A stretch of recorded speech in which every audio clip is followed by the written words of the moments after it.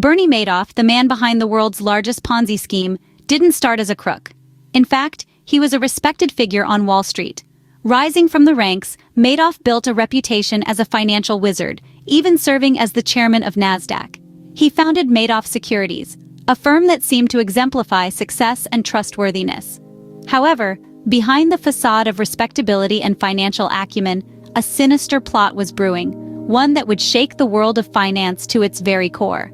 So, how did Madoff's scheme work? It's a classic case of robbing Peter to pay Paul. Here's the gist. Bernie Madoff, the financial wizard, promised returns that were astronomically high.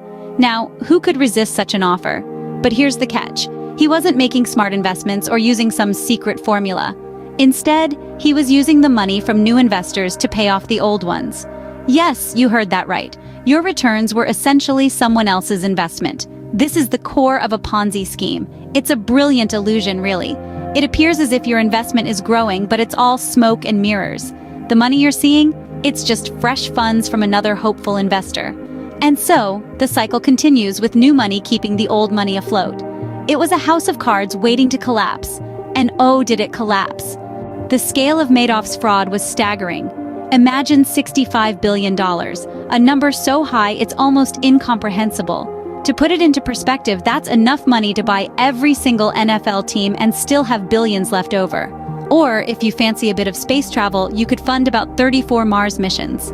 The extent of Madoff's fraud was not just shocking, it was astronomical. But who were the victims of this massive fraud? Madoff's client list read like a who's who of the rich and famous. Yes, you heard it right. The lure of Madoff's irresistible returns hooked more than just your average investors. Hollywood celebrities, award-winning directors, and even professional athletes found themselves ensnared in Madoff's web of deceit. From Oscar-winning actor Kevin Bacon to Hall of Fame baseball player Sandy Koufax, the list of victims is as diverse as it is lengthy. Yet, it wasn't just individuals who were duped.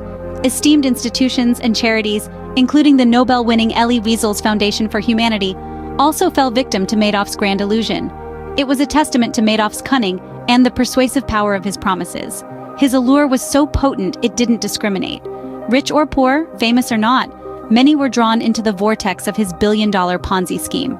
But the party couldn't last forever. The 2008 financial crisis was the beginning of the end for Madoff. As the markets tumbled, panic ensued.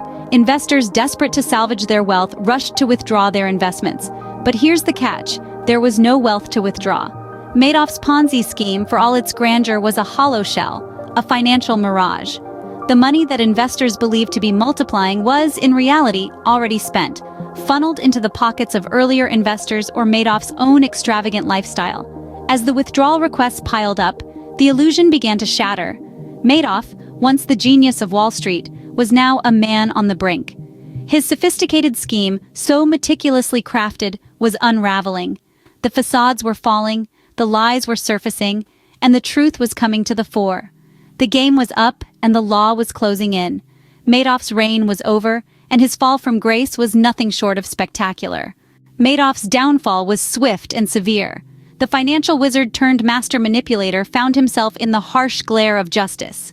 Brought to trial amidst a whirlwind of media frenzy, Madoff pled guilty to the largest financial fraud in U.S. history. The courtroom was a stark contrast to the lavish lifestyle he once led, a grim reminder of the consequences of his deceit. This wasn't a slap on the wrist, folks.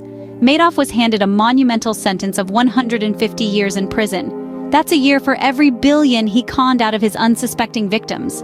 A stern warning to any would-be fraudsters that crime doesn't pay, and certainly not in billions. And that's the tale of Bernie Madoff, a reminder that if something seems too good to be true, it probably is. Always scrutinize, always question, because even the most glittering promises can hide a rotten core.